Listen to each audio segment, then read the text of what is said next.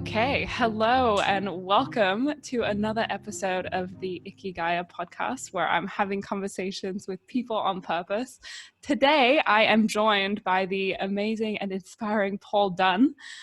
Paul is actually someone that I've known for a long time. I've been blessed to know for a long time. And Paul is the chairman and co-founder, am I right on that? Co-founder of B1G1. Yeah, that's right. Yeah. Yeah. And I'm going to let Paul tell you all about B1G1, Buy One, Give One, and what that's all about. But Paul is an amazing speaker, entrepreneur, master presenter, and he's really embedded in the community of purpose-driven entrepreneurs around the world. So Paul, thanks so much for being here. Oh, you're right that we've known each other for seems like forever. And so, Kathleen, I just feel so privileged to be here on, as you're, in a sense, starting this new podcasting journey and really spreading, spreading the purpose message and so on. So I feel awesome just being here with you. So thank you for the invitation. Oh, that's wonderful, Paul. Thank you so much. So I would love to start with just hearing a bit about you and kind of like your journey into what you're doing now. So just kind of like, what's your earliest memory of when purpose was something that you were thinking about, or making an impact in the world was something that you were thinking about in your life? No one's ever asked me that question before. That's interesting. That is a very interesting question. I know, I know when it really hit me, if that makes sense. There's a difference between sort of hitting and really getting.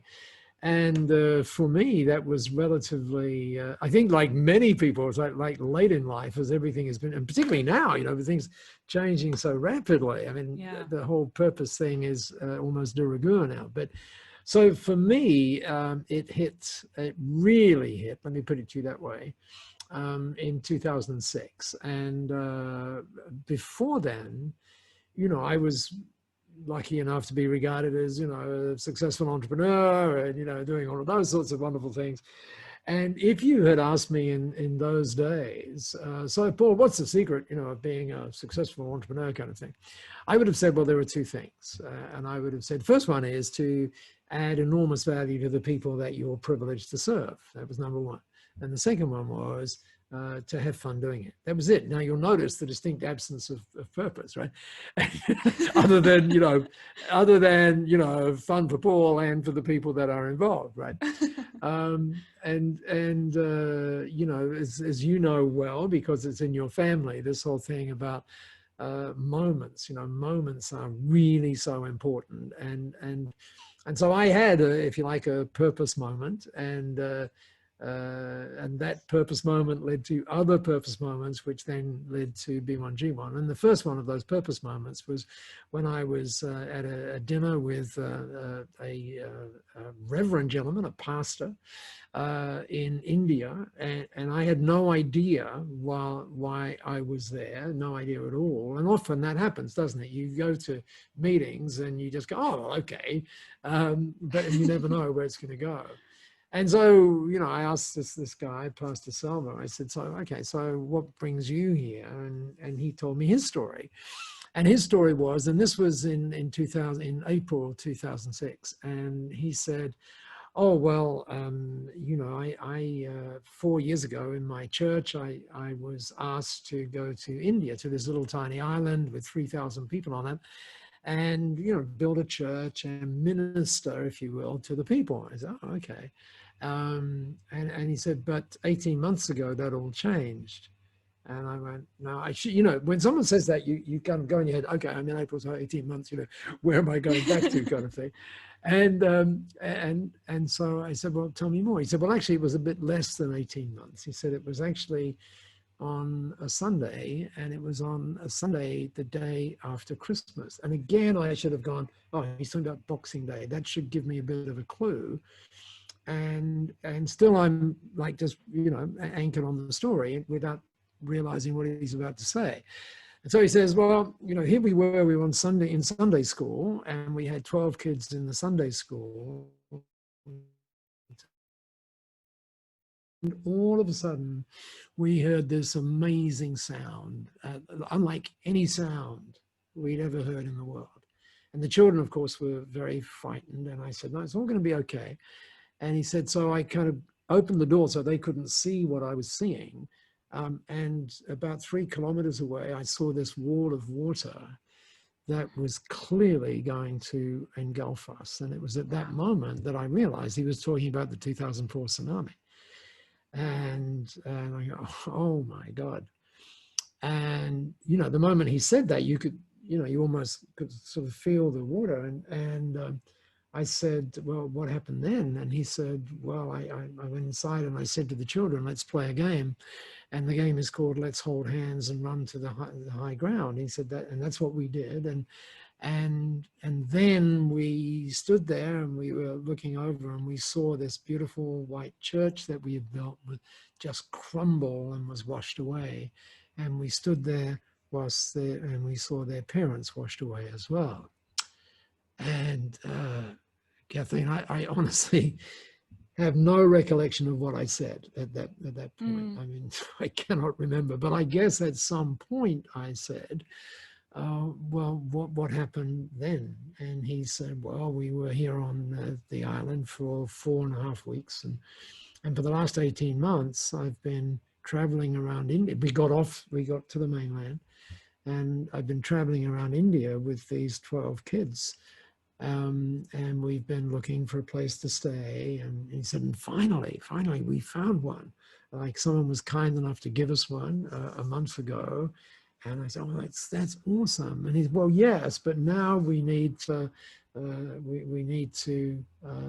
get food. We need the children to go to school, all of that kind of stuff. And so I remember asking him, so how much is that? He said, well, thanks to your friend here, Alex, we've figured that out. And he said, it's $3,500. And I said, oh, that's per child, right? Per child per year. And he said, oh, no, that's for everybody. Wow.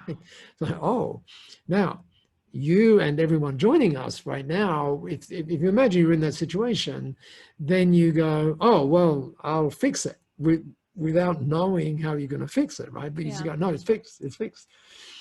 And I didn't realize how hard it was to fix it. But anyway, we fixed it. And then about 6 weeks later, I remember, and as you'll hear, it's no surprise, I've still got the email in one of my sort of family treasures.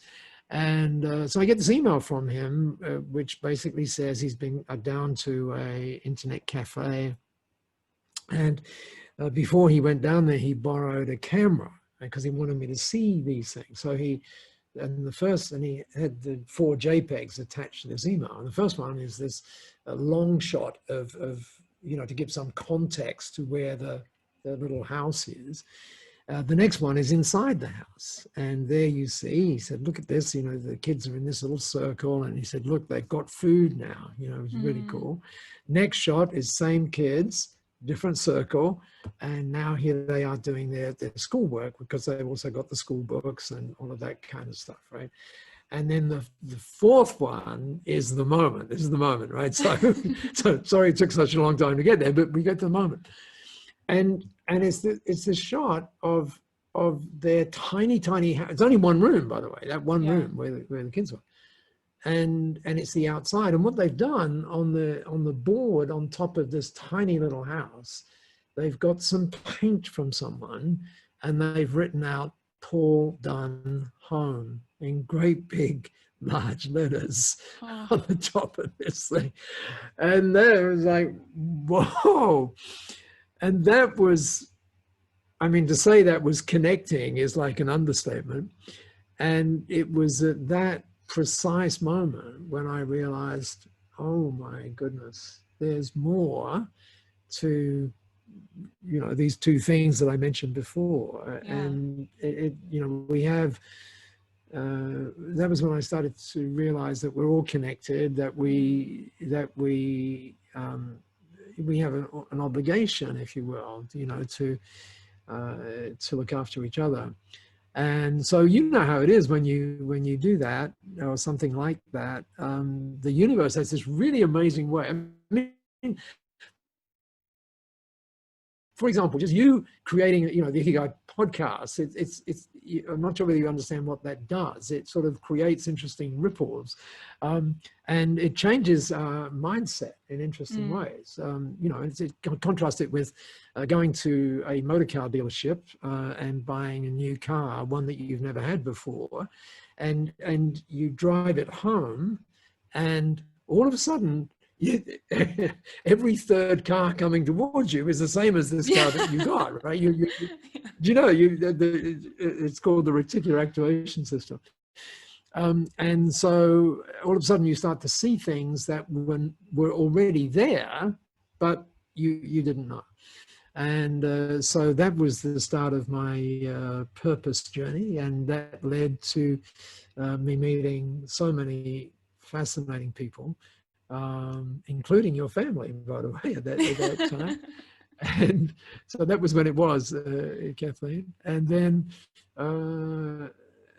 and then right after that, Masami Sato, who's the woman who had this amazing insight, and every day I kind of get this insight even deeper. And she said to me in a mentoring session, now, in a mentoring session, it's the mentor that's supposed to ask the question, right?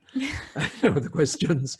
But she came into this thing and she said, is it okay if we kind of change it today? And I said, sure. And she said, because I want to ask you a question. And I said, fine. So she said, well, actually, it's more of an imagination question. So I said, okay, well, let's go. And she said, Paul, I want you, in this lovely Japanese accent, she said, Paul, I would like you to imagine a world where every time business was done, something great happened in our world. And my first response to that, because bear in mind, I've been living in Australia for a while, so my first, and that's not meant to sort of insult Australians at all. It is to say that there's a particular culture and all of that kind of stuff, right? And so she says, she says this profound thing. I mean, if you think about what she just said, it's profound, right? and she's saying, imagine this world. And I said, oh, that'd be great. It's this blokey comment, right? That'd be great. And she was smart enough to say, I don't think you understand. And I said, what is it I don't understand? And she said, well, I've actually called it in my mind, and it was clear she'd been thinking about this for a while. She was in a sort of I've been someplace sort of state. And she said, well, imagine you go to a store and let's say she actually said the word Harvey Norman, which for those of you who don't know, that's like an electronics store, right, in Australia. And she said, you go there and you're buying a plasma TV. And I go, whoa, hang on a second. What did you say this thing is called? And she said, it's buy one, give one. And I said, so Masami, if I go and I buy this plasma TV, they're not going to give me another one. That would be crazy, And she said, no, that means you don't understand. And I said, well, tell me what I don't understand. And she said, well, you go to get that TV because in some way you want better vision. You want to be able to see things more clearly on your TV screen, or perhaps more largely. And so that's why you go down there, because you want better vision. So how would it be when you bought that if someone who could not see got the gift of sight just because you did that? And I went, oh,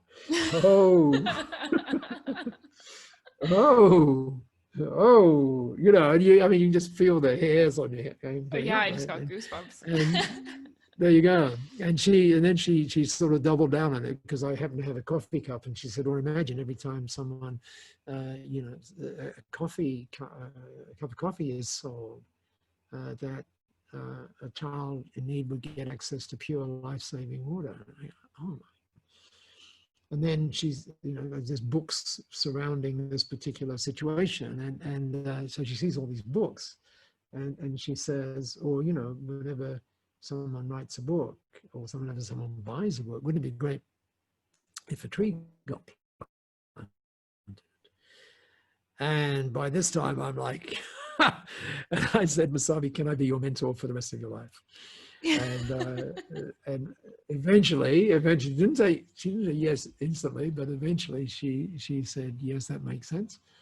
And after she had more deeply explained what it meant, and what I didn't realize is, that sounds such a wonderful thing, right? Wouldn't it be great if, right, that happens?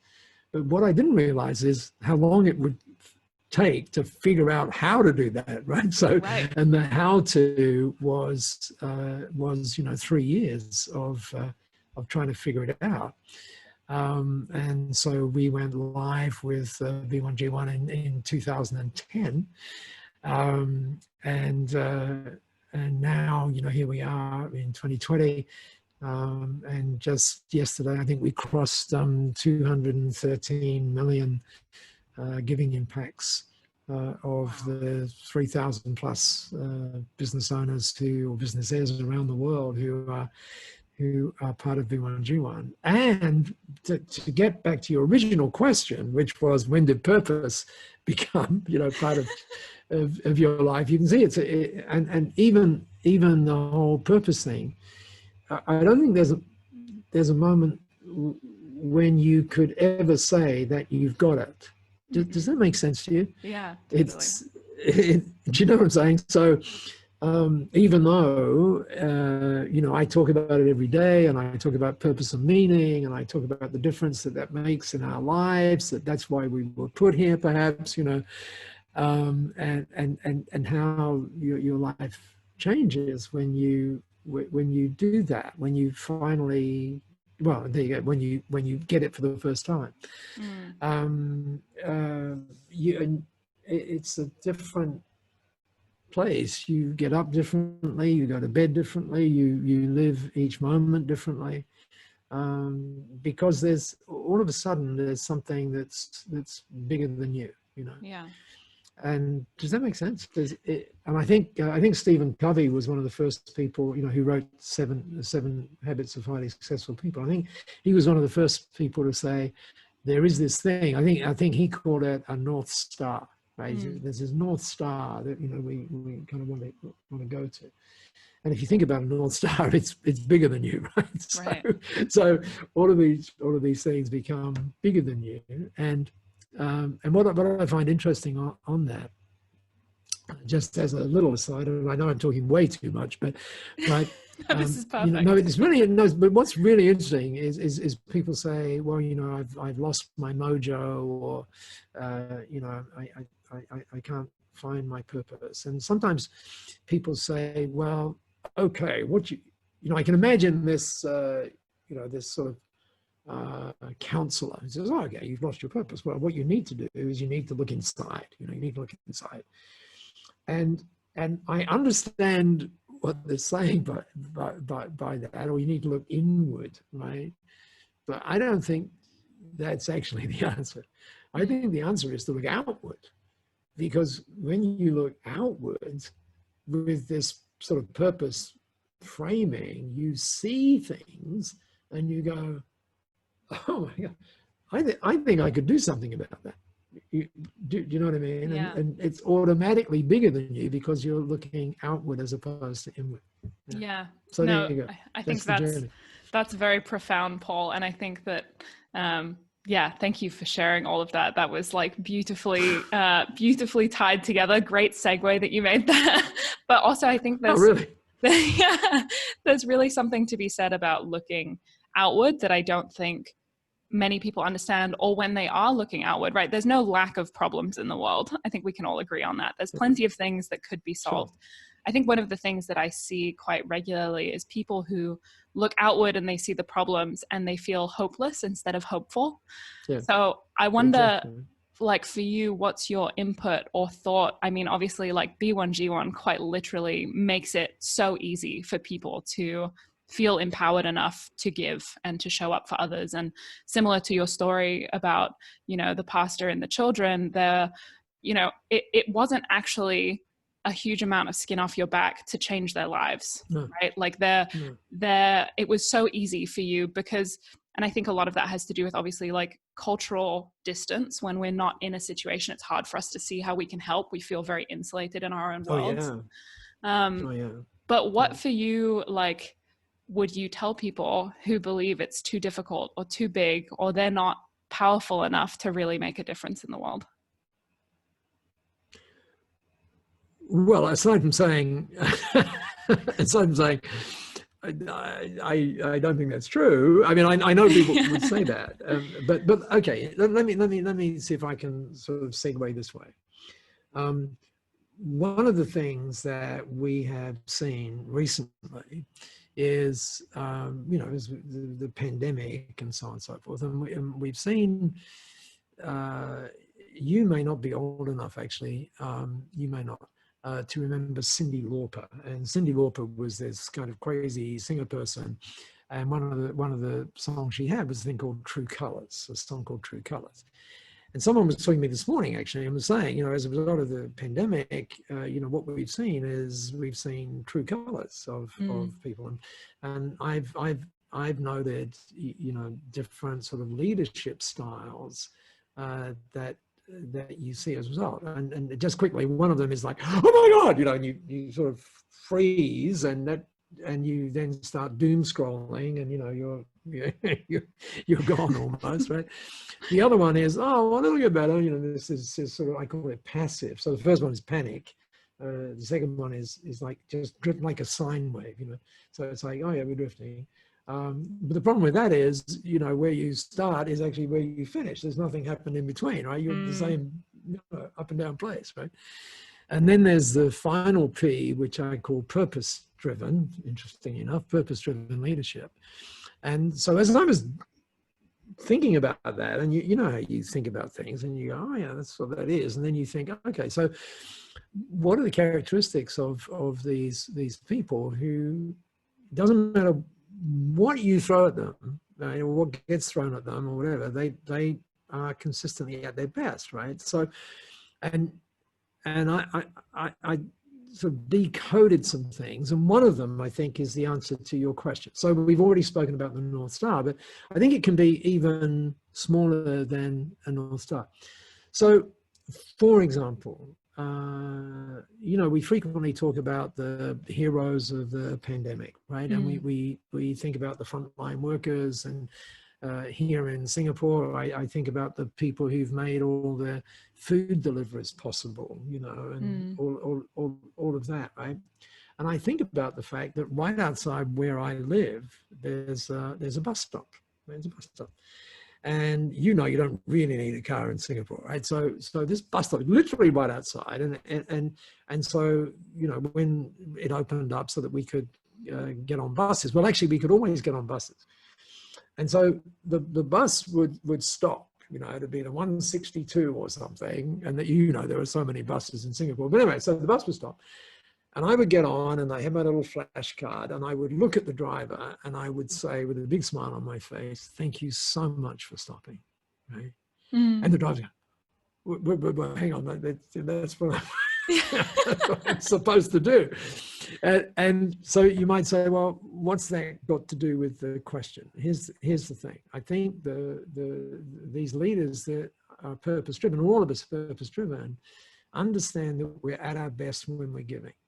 That's it. Now, that doesn't mean we're giving money. It doesn't mean that necessarily. It just means that we are giving.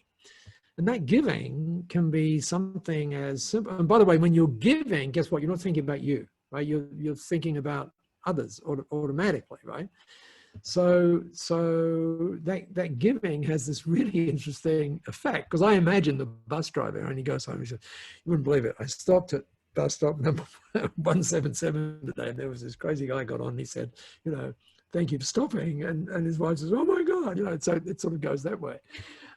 But it's, or, we help the classical old lady, across the road, or we, in my case, say thank you to the cab driver or who turns up, and all of that. And what we think is, and it's really correct, that we think that the beneficiary, here's the trick, right? We think that the beneficiary is the receiver of the gift, is the receiver of the thank you, or the receiver of the nutritious meal, because otherwise they would starve, right? So we think that they're the recipient. The reality is we're the recipient, because do you get the idea? It just changes who we are.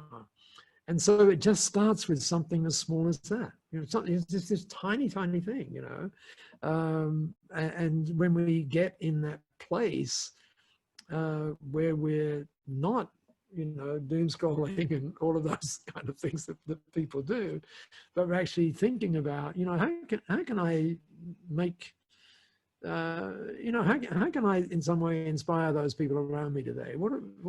That's when you get up in the morning and you get up and you're grateful for being here, and you want to go to bed being grateful for having been here, then it means that you've got to get out of yourself, and that means you've got to start looking outward. And when you look outward, you'll see things that you just don't see.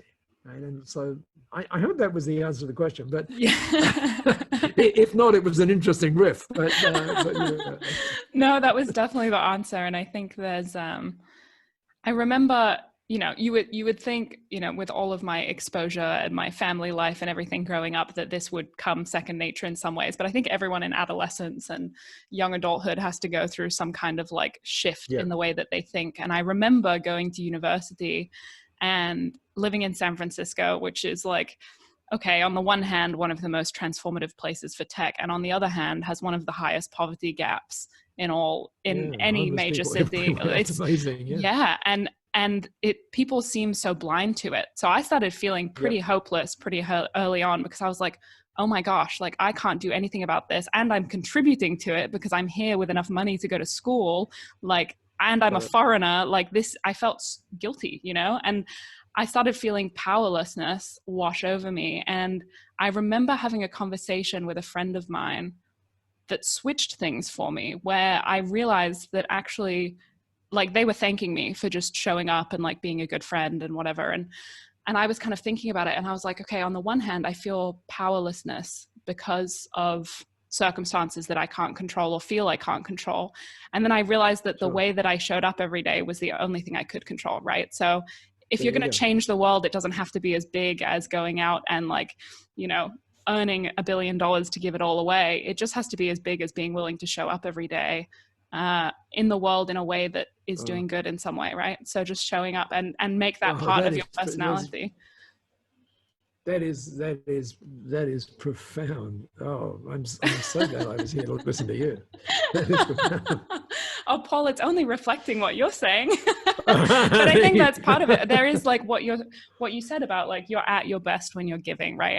And somehow all of, the most successful people and happiest people, for sure, the happiest people realize that.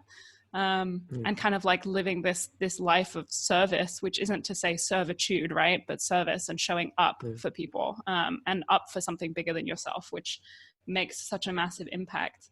And I'm curious for you, like, obviously this has been with your work and Masami's work, this has been so tied into business, right? Business for good. I think there's all these ideals in the world about like, well, businesses do have this power to make a huge positive change. And I believe that, but the model of actually just weaving it in, it becomes intrinsic to the fabric of who people are and what the business does. So I would love to hear from you, like what impact you see this and B1G1 having on the businesses that you work with. Well, that's such an interesting question, and here's let me just sort of contextualize that question, right? So, you would be, well, maybe you wouldn't be, but people might be amazed by the number of people who come to us in B1G1 and to be a part of this movement, and one of the questions we obviously ask them is, well, what brought you here, kind of thing, right? And the number of times, Kathleen, people say, well, I was just sitting down, I was thinking about my life, and these are business owners, and thinking about my life, and I realized that in one particular case, just recently, the guy said, I realized financially I had the best 2 years I could ever imagine in my life. And this is pre-COVID, by the way. And by the way, post-COVID, he's done even better. But anyway, I could never imagine it. And he said, but you know what? He literally said this, but when my head hits the pillow, I say, is that all there is? And Paul, you know, I'm reaching out because I know there's something else, right? And there's meaning and there's purpose and all of that kind of stuff, but I don't really know how. I get that it's got to be there, but how? And so what B1G1 does is give people a really cool way of you know, what's the word of making that happen in their life. So they can say, you know, every time we send an email, you know, bang, there's you know, a child gets access to education, or so, you know, and whatever. There are so many things now that you can link it to. I even heard a case the other day where this woman had joined B1G1. Her name is Sylvia, and she went home. It was at a conference, and she went home, and she said to her family, this is in Melbourne, she said, oh, guess what? I joined B1G1 today, right? And the family said, oh, what's B1G1? And here's how I heard this story, by the way. I was at a conference. So it's actually on the day. If I'd have been one day later, I'd have been stuck in Melbourne, right? All this time, right? So it was the last time you get out, as it were. And so anyway, so on the Sunday morning, I'd spoken at the conference, and I was there on the Sunday morning, and the host of the conference said, okay, guys, you know, I hope you all had a wonderful evening in Melbourne, and tell you what, why don't we just get together at our tables and let's talk about the most exciting thing that happened yesterday, and, you know, what was the big learning? And so everybody gets at the tables and so on and so forth. And then he says, okay, what I want you to do is to point to someone on your table who had the biggest thing, right? And so, and straight away, the people on the left from the front of the stage, they all point at this woman, right? This woman, Sylvia. And so, oh, Sylvia, great, let's acknowledge Sylvia, right?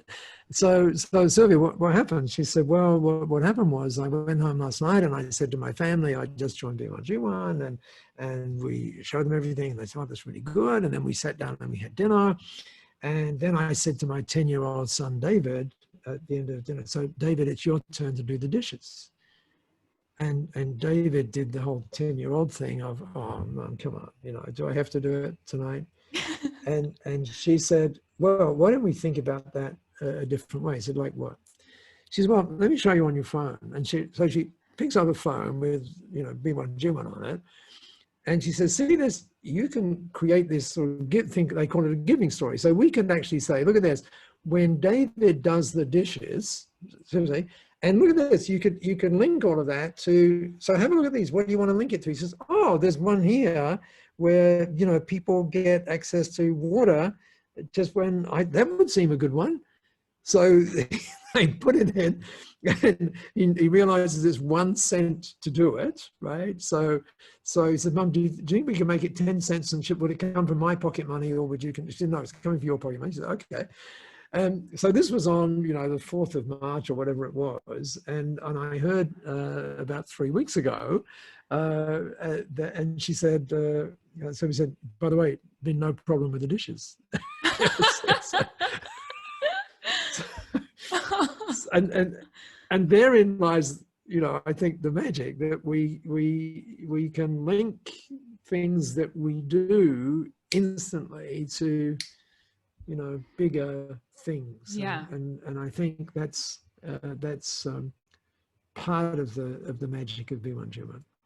Yeah, I mean, it's amazing. I think there's so much to be said about the right time and the right moment, which, like, thinking about the story of B1G1, and, you know, it took 3 years to like really build the tech and get it, you know, build the community so that there were giving impacts and people that would sign up for them. And then thinking about, like, you know, 10 years ago, there weren't mobile apps that could do anything near what's possible today, you know? And it's like, I remember listening to the founder of Shazam, who had a similar story, who had the idea for, you know, Shazam, the phone app that picks up music. And, you know, it was originally the mobile phone, you had to like dial like on your old Nokia, you know, the number and hold it up to a speaker. And the technology was so far ahead of its time. And it's kind of a similar thing I feel about B1G1 is like, you know, the concept of just making like it absolutely transcends geographical boundaries. It absolutely transcends cultural boundaries. It connects you with, you know, the click of a button to someone in a remote village in a country you've never been to, and gives them something that they need to live, just live, you know, let alone like then the opportunity for education and a fulfilled life and job opportunities. And B1G1 does that through your phone. Like that's unbelievable and totally unimaginable 10 years ago. And totally like, I can't even imagine what it's going to look like 10 years from now. But I think but there's so much power in that. And I know that you've had like, you know, people who join your community, people who join B1G1 are around for life, you know?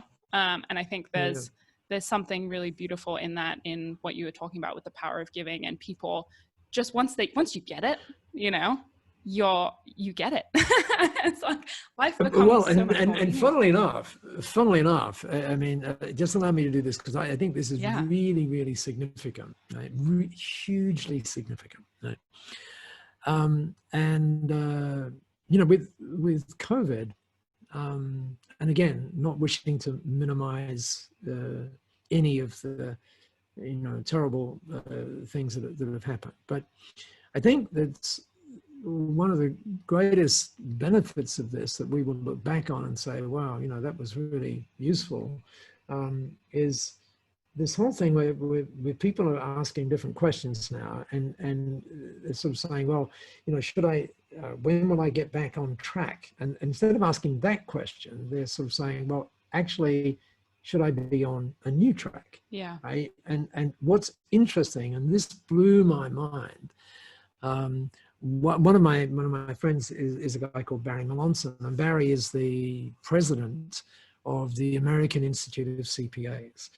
A couple of years ago, when I phoned him about something, he literally said, "Paul, I'm just about to get off out of the limo because I'm testifying before Congress." Right. So this is the guy, right? So anyway, so we had a conversation a little while ago, and he sent me this report, and this report is you're going to hear something in this report that you're talking about. You know, we couldn't imagine things, right?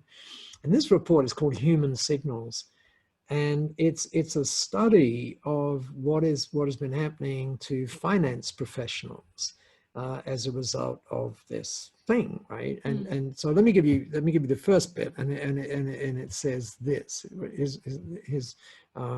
it talks about purpose needs to have value, and so the authors of the report, happen to be Ernst & Young, by the way, say, we believe finance professionals are looking beyond. Now, this is really interesting, Kathleen. We believe finance professionals are looking beyond their professional accountancy commitments and values, and are grappling with the reality that the world needs radical change.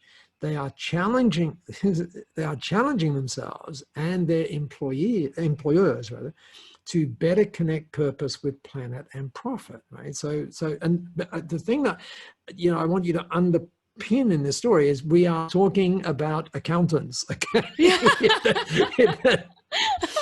but I mean, I seriously cannot believe that I've seen this, right? And it talks about, the final part of the report talks about new purpose in service. And again, I want you to get the context. This is the biggest professional body for accountants, I say it again, in the world. And they've got, in the end of it, they've got like all these recommendations. Now, listen to the first recommendation, right? Now, bear in mind what accountants do, right? They serve their clients. That's what they do. Listen to this.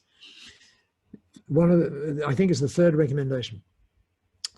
Communicate on how your service is delivering on the wider goals of humanity.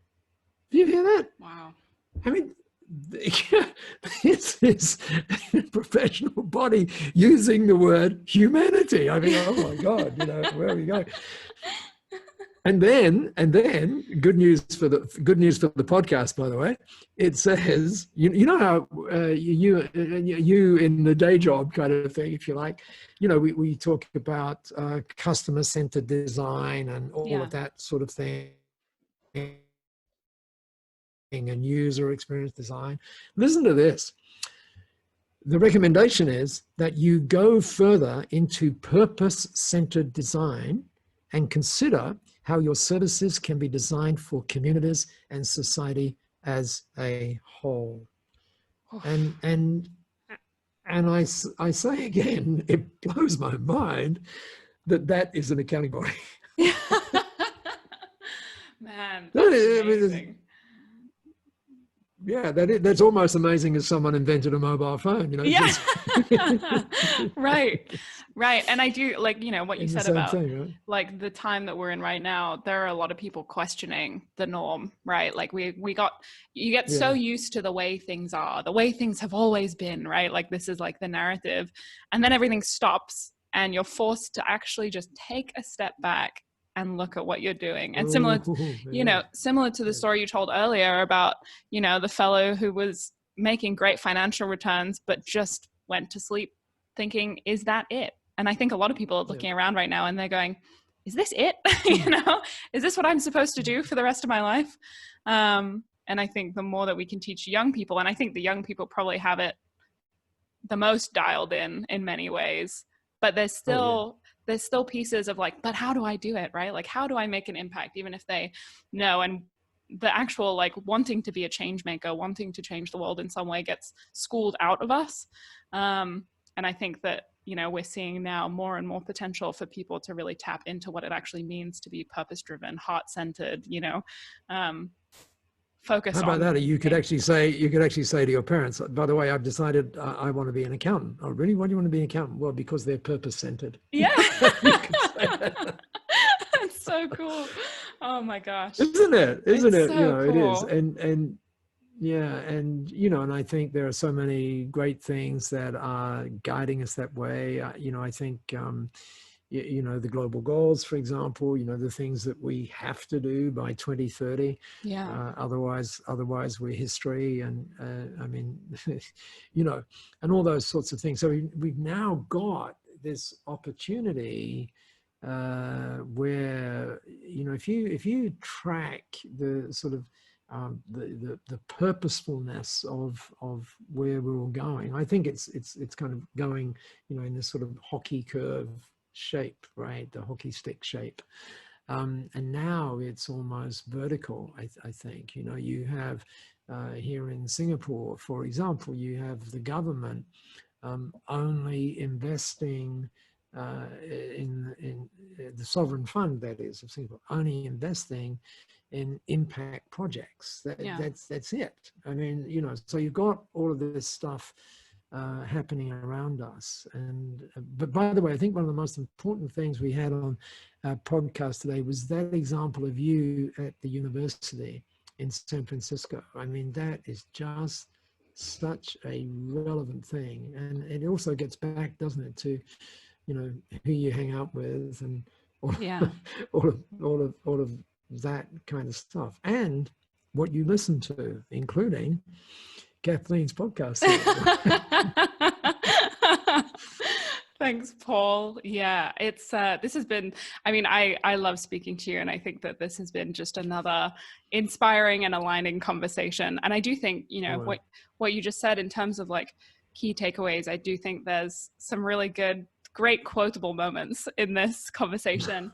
But definitely, like, what I'm taking away from this is like the first step towards being purposeful is just deciding to be purposeful, deciding that you want to show up for something more, and you don't have to know what that is, right? And it's not just a place you get to, it's kind of more of a state of being, which is interesting. This is something that all of the guests that I've spoken to who feel aligned with purpose echo that statement, that it's, and someone said very beautifully, it's almost a question. It's like, what is, the question that guides you towards your purpose, which might be like, how do I just make the world a better place every day? And that can be as simple as it needs to be. And exactly so. Yeah. And I love the quote, like, you're at your best when you're giving. I think that that's so powerful and such a simple, it sounds like such a simple thing, right? And for some reason we complicate it with all of the rest of our life stuff, which tends to come up. Yeah, there's definitely a So lot. true. Like tonight, Mm. tonight we have the and YE sings, and she has a friend whose name is Ifmi, who plays sort of percussion. And today is YE's birthday, and YE is coming round so we can celebrate her birthday. And what is amazing is here she is, and she's on her, I mean, she literally has no eyes, right? And here she is, she's on her phone and she doesn't, I mean, it's amazing. And she's sending tweets and she's reading Facebook posts and she sings, she busks. And now she's decided, oh my goodness, because there aren't that many people traveling, I need to do it online. And so here she is, and she's calling us and saying, what am I looking like online?